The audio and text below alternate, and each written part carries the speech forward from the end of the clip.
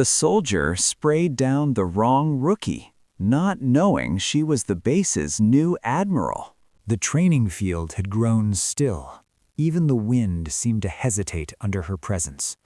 Private Jackson stood at attention, hands trembling slightly, while the new admiral surveyed the recruits like a hawk.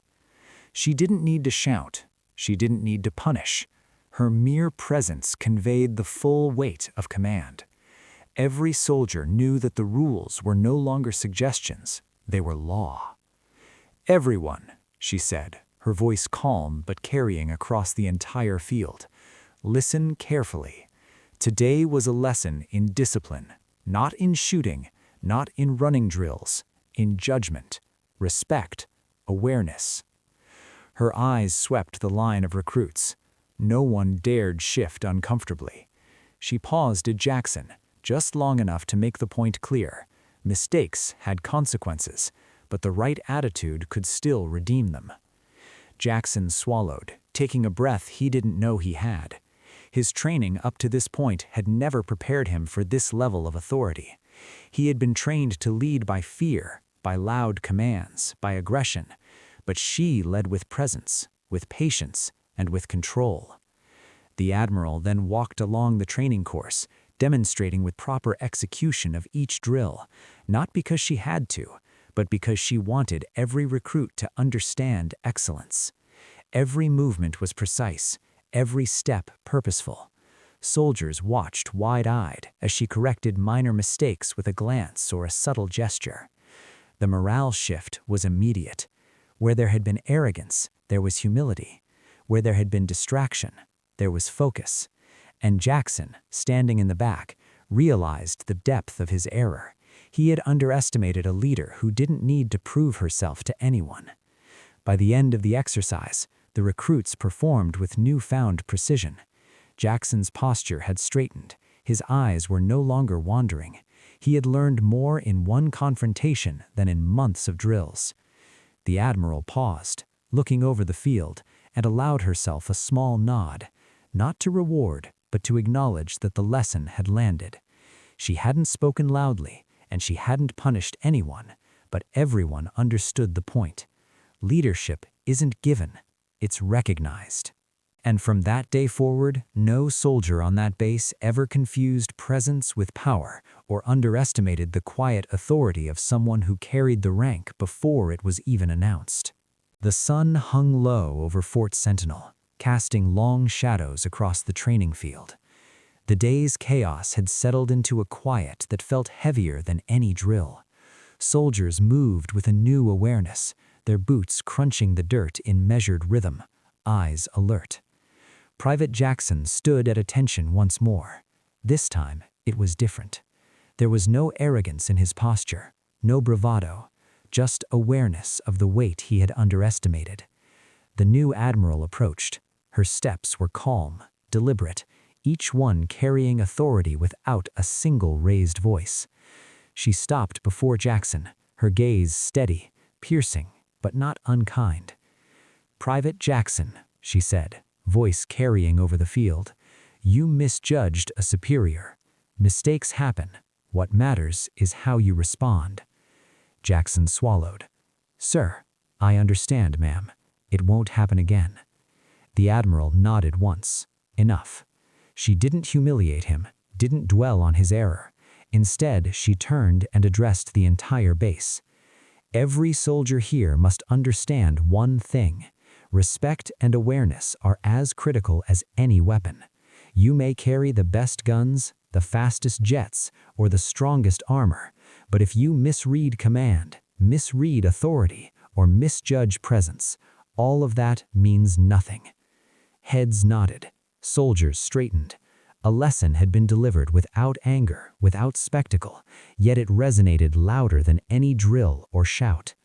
Jackson watched her leave the field, her uniform catching the last rays of sunlight, and understood something he would never forget. Leadership isn't about being seen, it's about being recognized. The new Admiral returned to her office, quiet footsteps echoing in the halls of the base. Around her, the soldiers carried a renewed sense of discipline, awareness, and respect. One simple mistake had become the lesson of a lifetime, not because of punishment, but because of the authority she naturally commanded. And so the base learned that day what few ever truly grasped. Rank can be given, but respect must be earned. And sometimes the quietest presence carries the loudest power. The training grounds at Fort Sentinel were alive with chaos. Guns rattling, boots pounding the dirt, and the smell of sweat mixed with ozone from blank rounds. This was where rookies learned discipline the hard way. Private Jackson had been told to maintain order, to make an example, to assert authority. And he did, like he always had, fast, loud, uncompromising. That's when he saw her. A new recruit, or so he thought. Young, quiet, barely speaking, yet moving with precision through the obstacle course like she'd done it 100 times before. Jackson didn't hesitate. "Stand still!" he barked, and before anyone could react, he sprayed down her path with the training gun's mist. She froze, yes, but not out of fear, out of observation. The rookie didn't scream, didn't stumble, she didn't even flinch. Her eyes stayed calm, calculating. From across the course, the instructors paused mid-step. They didn't know what to make of it either. Jackson smirked, satisfied with his show of force. "That'll teach you." But the moment stretched too long, too heavy. The quiet command in her posture made even him uneasy. Then, slowly, she turned toward him. Not a rookie, not a trainee. Her uniform was standard issue, but her bearing wasn't. It was authority, silent, unmistakable, and completely overwhelming. "Private Jackson," she said, her voice calm but sharp, cutting through the din. "You just sprayed down the base's new Admiral." Jackson froze mid-breath. 1,000 thoughts collided. The base chatter seemed to vanish. The gun in his hand felt suddenly heavier than it ever had. The other recruits stared. Instructors glanced nervously at each other, and Jackson realized far too late that his lesson in discipline had gone horribly wrong.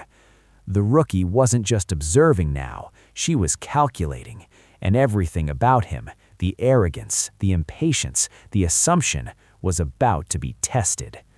The music drops to a tense, low hum. Narrator. And in that moment, Jackson learned a lesson no training manual could ever teach. On this base, authority isn't worn on the shoulder or written on a nameplate. It is carried in silence, in presence, and in the ability to command without proving it. Silence fell over the training field. The mist from the training gun hung in the air, sparkling faintly under the harsh sun, and every soldier present felt the shift. What had seemed like a routine drill had suddenly become something else entirely. Private Jackson stood frozen, gun still raised, heartbeat hammering in his ears. This wasn't part of the plan. The rookie he'd targeted wasn't afraid. She was calm, too calm. The new Admiral took a step forward, every movement deliberate, measured, eyes scanning the field, not just him, but everyone who had been watching. Every pair of boots felt heavier under her gaze. "Private Jackson," she said, voice steady, commanding. "Explain yourself." His mouth opened. Nothing came out. He tried to formulate a response, but every word felt insignificant under her presence. From the sidelines, instructors whispered among themselves. Some of the older soldiers exchanged glances, realizing that this was no ordinary recruit. The air felt electric, tension thick enough to cut with a knife.